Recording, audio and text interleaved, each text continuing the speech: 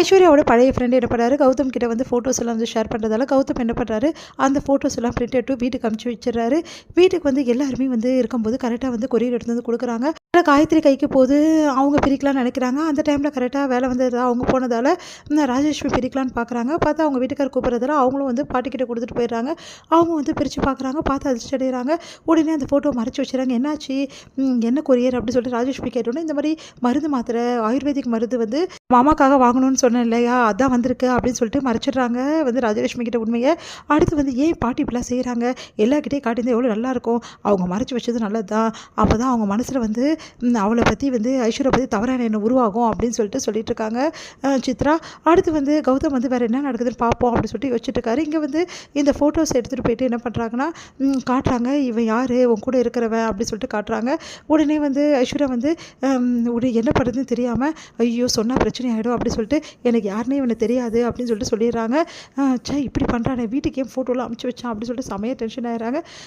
என்ன பண்ணுறதுன்னு தெரியாமல் யோசிச்சுட்டே இருக்காங்க பாட்டி. ஏன் வந்து ஐஸ்வர்யா மறைக்கிறா அப்படின்னு சொல்லிட்டு நேராக வந்து மகா கிட்ட கேட்குறாங்க. மகா வந்து சொல்லிடுறாங்க, இந்த மாதிரி ஐஸ்வர்யோட பழைய ஃப்ரெண்டு, ஆனால் வந்து இப்போ அவங்க பேசுறது இல்லை அப்படின்ற மாதிரி சொல்லிடுறாங்க. அதை கேட்டு வந்து பாட்டி வந்து குழப்பமடைகிறாங்க. இந்த சூழ்நிலையில் வீட்டுக்கெல்லாம் ஃபோட்டோ அனுப்புகிற அளவுக்கு அவனுக்கு தைரியம் வந்துச்சான்னு சொல்லிட்டு ஃபோன் போட்டு செமையாக திட்டுறாங்க. சரி உன்னை நேரில் பார்க்குறேன், ஃபோட்டோ வந்து எதுக்காக அனுப்பிச்சேன்னு நான் சொல்கிறேன் அப்படின்னு சொல்லிட்டு, யாருக்கும் தெரியாமல் தோட்டத்துக்கு வா, நான் வந்துடுறேன் அப்படின்னு சொல்லிட்டு அந்த பர்சன் வந்து சொல்கிறாரு. அவங்க ஃப்ரெண்டு, இது வேறவா, யாரோ பார்த்து என்ன நினைப்பாங்க, ஏன் இவன் இந்த மாதிரி வேலையெல்லாம் செஞ்சுட்ருக்கான்னு தெரியலையே, இவன் தான் வந்து என்கிட்ட ப்ரப்போஸ் பண்ணும்போது இவனுக்கு எனக்கும் சம்மந்தம் இருக்கக்கூடாது, இதுக்கப்புறம் என்கிட்ட பேச்சுவார்த்தை வச்சுக்கூடாது திட்டேன்ல, அப்புறம் ஏன் இப்போ வந்து பிரச்சனை கொடுத்துட்ருக்கான், எனக்கு ஒன்றும் புரியல, அவனை இன்றைக்கி நல்லா 4 வாரத்தை கேட்டு அனுப்பணும் அப்படின்னு சொல்லிட்டு ஐஸ்வர்யா யாருக்கும் தெரியாமல் வந்து தோட்டத்துக்கு வராங்க. அந்த டைமில் கரெக்டாக என்ன பண்ணுறாங்க, கௌதம் வந்து என்னடா நீ கிளம்பிட்டியா அப்படின்னா, நான் கிளம்பிட்டேன், இப்போ ஐஸ்வர்யா மீட் பண்ண போகிறேன், அந்த டைமில் உங்களால் என்ன பண்ணுமோ பண்ணிக்கிங்க அப்படின்னு சொல்லிட்டு அவர் சொல்கிறாரு. கௌதம் என்ன பண்ணுறாரு, நேராக போயிட்டு சூர்யாவை வந்து பார்க்கும்படி வந்து பேசி வெளியே கூட்டிகிட்டு வந்துடுறாரு. அவரும் நின்று பேசிகிட்டே இருக்கும்போது கரெக்டாக வந்து பார்க்குறபடி செஞ்சிடறாரு. அந்த டைமில் கரெக்டாக ஐஸ்வர்யா கையை பிடிச்சி, ஐஸ்வர்யா ப்ளீஸ் நான் சொன்னால் கேளு, நான் வேணும்னு செய்யலை, ஏதோ ஒரு விஷயத்தில் நான் அமுச்சு விட்டுட்டேன் அப்படின்னு சொல்லிட்டு ஐஸ்வர்யா வந்து கையை பிடிச்சிட்டு கெஞ்சிடா, கையை விட பொரிய இல்லை, என்ன நினச்சிட்டு இருக்கேன், என் கையெல்லாம் ஏன்டா பிடிக்கிறேன் அப்படின்னு சொல்லிட்டு திட்டுறாங்க ஐஸ்வர்யா. இதை வந்து மேலேருந்து பார்க்குறவங்களுக்கு எதுவும் தெரியாமல் கையை பிடிச்சிட்டு இருக்க மாதிரியே இருக்குது. சூர்யா வந்து இதை பார்த்துட்டு அதிர்ச்சி அடைகிறாரு. என்ன ஐஸ்வர்யா யார்கிட்ட மறைவா நின்று இப்பெல்லாம் பேசிகிட்டு இருக்கா கையை பிடிச்சி அப்படின்னு சொல்லிட்டு, அதே மாதிரி மகாவும் பார்த்துடுறாங்க.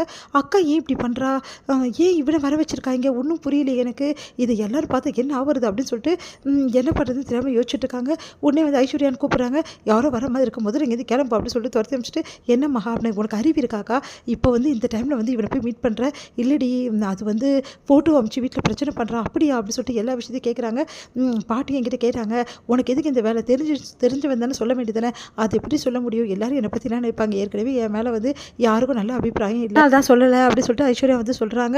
இங்கே வந்து சூர்யா குழம்பி போகிறாரு. மகா கிட்ட கேட்குறாரு, ஆமாம் இந்த மாதிரி என் அக்காவோட ஃப்ரெண்டு தான் அப்படின்ற மாதிரி சொல்கிறாங்க. அதை கேட்டு இன்னும் யோசனை பண்ணுறாரு. அடுத்து வந்து இங்கே என்ன பண்ணுறாங்க, எல்லோரும் முன்னாடி வந்து செமையாக சண்டை போடுறாரு. நீ எங்கேயோ போயிட்டு வர, யாரையும் மீட் பண்ணுற அப்படின்னு சொல்லிட்டு ரொம்ப கேவலமாக பேசுகிறாரு கௌதம். கேட்டு ஐஸ்வர்யா வந்து கோவம் அடைகிறாங்க. அப்போ மயங்கி விழுறாங்க. டாக்டர் வந்து செக் பண்ணும்போது ஐஸ்வர்யா வந்து கர்ப்பமாக இருக்காங்கன்னு சொல்கிறாங்க. அதை கேட்டு அப்படியே அதிர்ச்சி அடைகிறாங்க எல்லாரும். இது கர்ப்பத்துக்கு காரணம் நான் இல்லை அப்படின்னு சொல்லிட்டு கௌதம் சொல்கிறோன்னே செமையாக டென்ஷன் ஆகிறாங்க. உடனே வந்து சூர்யா வந்து என்ன பண்ணுறதுன்னு திறமை தவிக்கிறாரு. அப்போ மகா சொல்கிறாங்க, என் அக்கா வந்து இந்த விஷயத்தில் வந்து தப்பு செய்ய சான்ஸே கிடையாது, நான் அதை நிரூபிப்பேன், எனக்கு துணையாக நீங்கள் இருக்க முடியுமான்னு சூர்யாவை கேட்குறாங்க. சூர்யா முதல்ல யோசிக்கிறாரு. சரி ஓகே, நீ சொல்கிறது நிஜமாக இருந்தால் கண்டிப்பாக ரொம்ப நல்லது, அதனால் உனக்கு துணையாக நான் வந்து இருக்கேன், இந்த விஷயத்தை நம்ம கண்டுபிடிக்கலான்றாரு. இது முடியுது.